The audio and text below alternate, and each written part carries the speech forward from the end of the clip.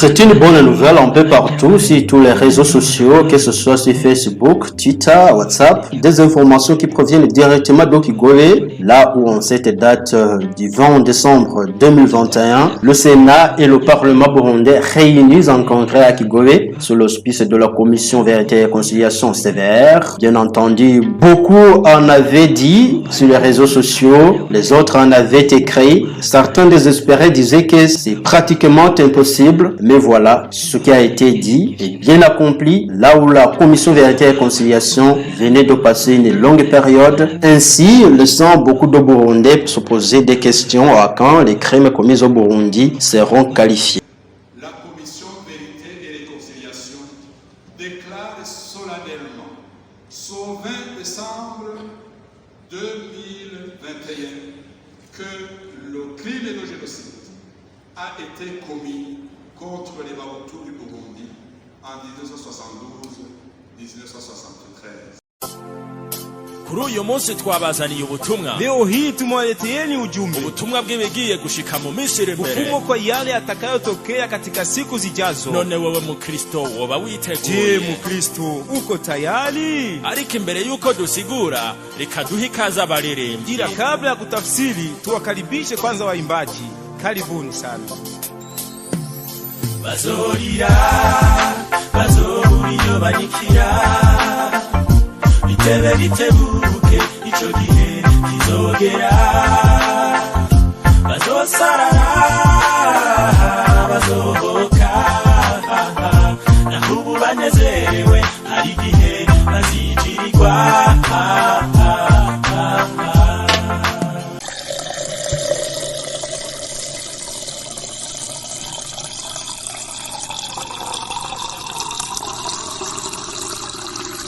C'est ainsi qu'en son grand jour, la CVR, la Commission Vérité et Réconciliation, vient de briser son silence, là où le président de cette commission, ambassadeur Pierre-Claver Ndaïchalié, vient de proclamer solennellement qu'en 1972-1973, que sur cette période de 2 ans, il y a eu des crimes de génocide et ethnocide contre les Bahutus du Burundi. Il atteste et est clair que ces crimes de génocide ont été organisés, planifiés et mis en exécution par le régime sous la présidence du capitaine Michel Michombero en connivence avec les institutions publiques, ce qui leur a permis d'atteindre son plan satanique, macabre, de génocide et ethnocide, là où un grand nombre de Bahutus, que ce soit des religieux, des écoliers, des fonctionnaires de différents secteurs, tout Hutu qui était remarquable dans la société a été condamné d'être enfoui dans des fosses communes. En ce grand jour, alors, des appels téléphoniques nous sont parvenus des 4 coins du monde, voulant savoir comment nous avons accueilli cette bonne nouvelle de la qualification d'acte de génocide.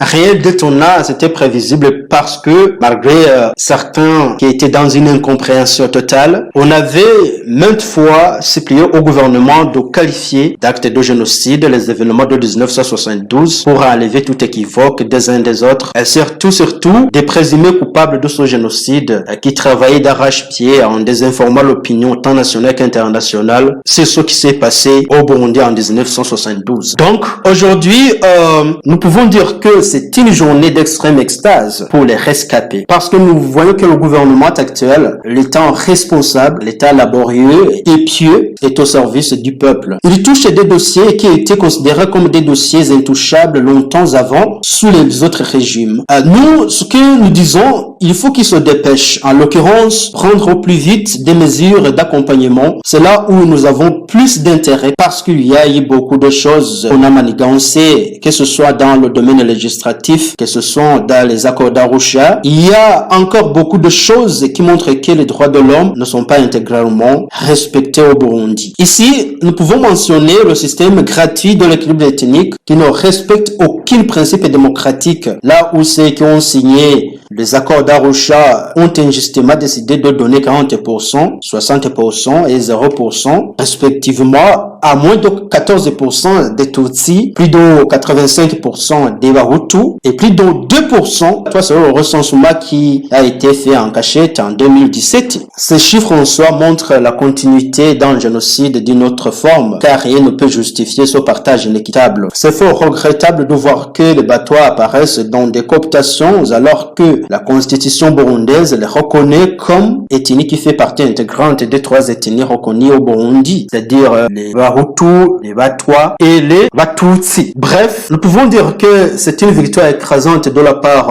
soucieux d'une justice équitable et nous espérons que dans les prochaines activités, le gouvernement verra notamment tout ce qui a été endommagé.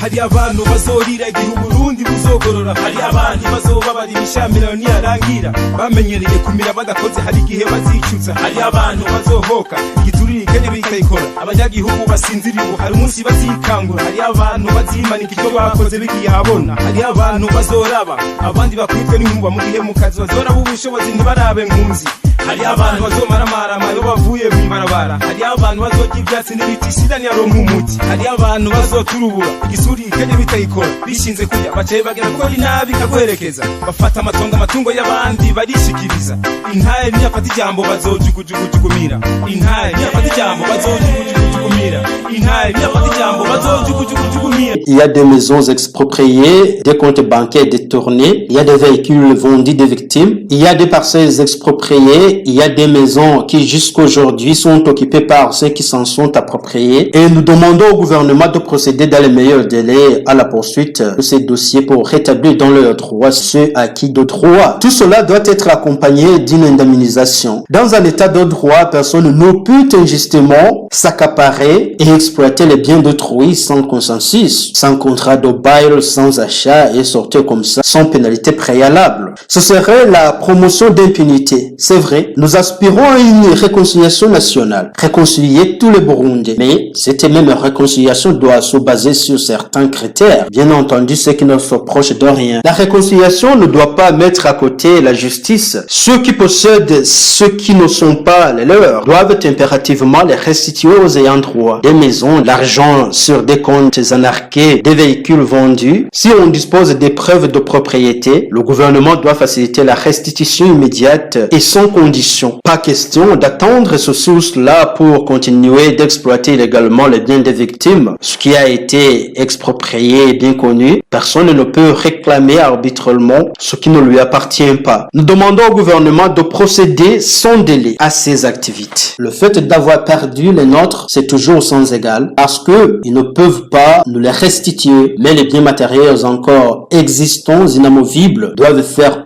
objet de restitution. Concernant les bourreaux, les voleurs, ils doivent être traduits devant la justice pour analyser leur cas. Et puis, ceux qui ne sont proches de rien vont continuer leur vie normale, se réconcilier avec leurs concitoyens victimes du génocide, leur expliquer que ce qu'ont fait leurs confrères en 1972-1973 ne doit pas revenir au Burundi. Tracer une ligne rouge à ne pas franchir. Écrire ensemble en plus jamais ça. Fermer l'ancienne page et tourner la nouvelle page pour construire ensemble un Burundi plus meilleur que celui de 1972-1973. Ils doivent savoir aussi que les droits de l'homme doivent être protégés sous tout angle, dans tous les domaines et sous toutes les formes. Ceux qui pensent encore que quand des crimes sont commis, se défendent encore en disant que celui qui meurt, tu n'as qu'à demander à la boue. Il faut qu'ils sachent que ce proverbe est révolu. Si quelqu'un est tué, on demande à celui qui l'a tué. Et puis, nous avons très religieusement suivi certaines interventions de la part des invités du jour. Et notre attention particulière a été réservée à Abel Gashatsi, leur président de l'IPRONA, Union pour le progrès national, là où il défend Bekongle, son parti d'origine, dont il a assuré sa direction, fustigeant que les crimes de génocide reprochés à son parti devraient être à titre individuel, soulignant que lui aussi, en tant que formation politique, il a été touché. Ainsi évoquant certains leaders autour en sens qui ont été victimes de ce génocide qui a emporté des centaines de milliers d'innocents Hutus. Qu'à cet égard, car ils ne pouvaient pas commanditer des meurtres qui allaient emporter le leur. Il ajoute par ailleurs que le parti Prona n'a jamais organisé des meetings pour s'en prendre au Hutu. Selon Renap Burundi, nous trouvons que ces arguments sont toujours non convaincants. Autrement dit, ce ne sont que des alibis. On leur est des mensonges grossiers pour distraire la nouvelle génération de 2005 d'envers les différentes crises provoquées par le même parti. Ce que nous pouvons dire, cher honorable Abbé Gachatsi, auditeur, auditrice de nos émissions, retenez ceci, à malin admis. Et ce n'est pas au vieux singe qu'on apprend à faire des grimaces. Depuis 1961, le parti Prona a occupé toutes les rênes du pouvoir du Burundi, jusqu'à la signature des accords d'Arusha. Et même pendant la période de transition, il occupait une place prépondérante sans mettre à côté le rôle majeur qu'il jouait dans l'ex-FAB jusqu'à la prise du pouvoir par le parti CNDD-FDD en 2005. Que ce soit Michel Michombero, Jean-Baptiste Bagaza, Pierre Buyoya, tous ces présidents en sang israéliens, enfants spirituels des nazis, ils étaient mandatés par le parti Prona. Le nom du secrétaire adjoint de Grégoire Ndikumana, le secrétaire national Pierre Mozenzi, ancien ministre, et Cyprien Baranzitsa, gouverneur de Gitega, etc. Tous ces noms qu'il a donnés comme exemple, ce sont des Hutus épurés au cours du génocide Hutu, pour que le parti Prona reste monoethnique, c'est-à-dire Tutsi, exclusivement Tutsi. Il faut souligner ça. Dans l'armée, dans la fonction publique, dans le secteur privé, on a fait la même chose. Au cas où tout n'y est resté, chez Abbé Gachatsi. Alors, si le parti Prona ne s'est pas réuni pour lancer la campagne ethnocide, pourquoi le même parti ne s'est pas réuni pour blâmer ce génocide, qu'à cela ne tienne? Jusqu'en 1993, tous les présidents repris en marge dirigeaient au nom de l'Iprona. Pierre Buyoya a battu sa campagne électorale en 1993 au nom de l'Iprona. Des vidéos existent encore. Toutes ces réalisations, il disait que c'est grâce à l'Iprona. Les emblèmes utilisés étaient de l'Iprona. Il revient alors à l'honorable Abbé Gachatsi d'expliquer à la communauté burundaise et internationale la nuance qui existait entre ses leaders et le parti. Il y a un proverbe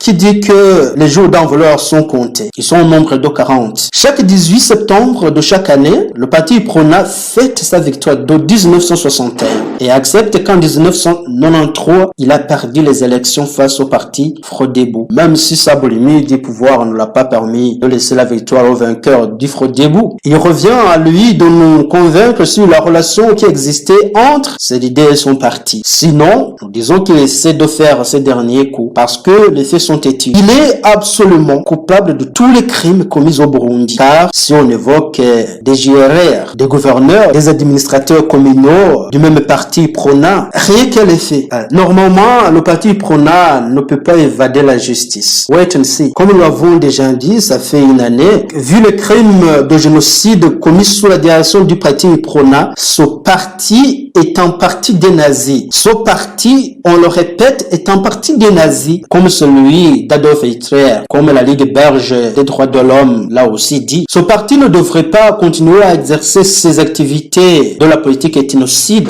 Il devrait être impérativement radié du ministère de l'Intérieur, nettoyer tous ses emblèmes, toutes les routes et places publiques qui portent encore son nom devaient être supprimées. À cela s'ajouterait bien sûr la comparution devant la justice de tous les leaders de ce parti de l'époque, parce qu'il s'est démontré qu'il a joué l'acte de complicité dans les actes de génocide perpétrés contre les Hutus du Burundi. Nous saisissons de cette même occasion pour plaider la mise en application de l'article 289 de la Constitution actuelle du Burundi. Tous les articles contraires à l'article 13 et 22 de la nouvelle Constitution devraient être révisés, sinon amendés. L'article 1er de la Déclaration universelle des droits de l'homme garantit les droits d'égalité et de protection devant la loi. Dans le but d'une vraie réconciliation, un recensement ethnique serait impératif pour procéder à un partage équitable fondé sur de vraies données recueillies sur terrain, afin d'éviter le partage gratuit fondé sur des données effectives qui n'ont rien à voir avec les chiffres sur terrain. Cela créerait un espoir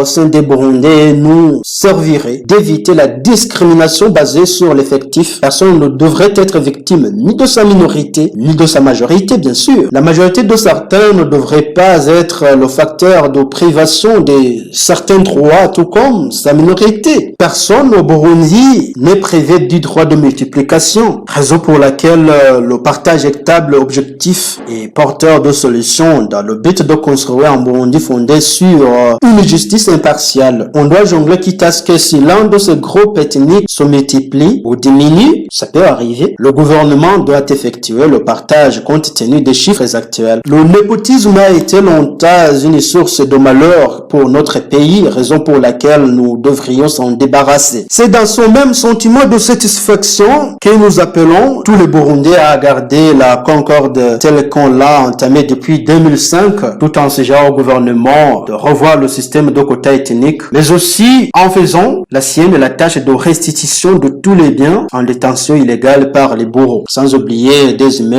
occupés illégalement par le régime de cette époque. Et indemniser les victimes réconforterait beaucoup plus que toute autre chose. Sur ces mots, vive la commission Vérité et Réconciliation qui n'a ménagé aucun effort pour le but ultime de ces résultats, malgré de nombreuses intimidations d'ici et là, ce n'était pas facile. Vive l'État responsable, laborieux et pieux qui fait sien ce dossier pour rétablir dans ses droits les victimes. Vive aussi le Sénat et le Parlement du Burundi qui sont toujours au service de son peuple. Vive tout un chacun qui a pu contribuer d'une manière ou d'une autre à la réussite de ce combat de grande haleine. Que Dieu protège le Burundi et les Burundais. Excellente fête de victoire à tous les amis de la justice et à la prochaine.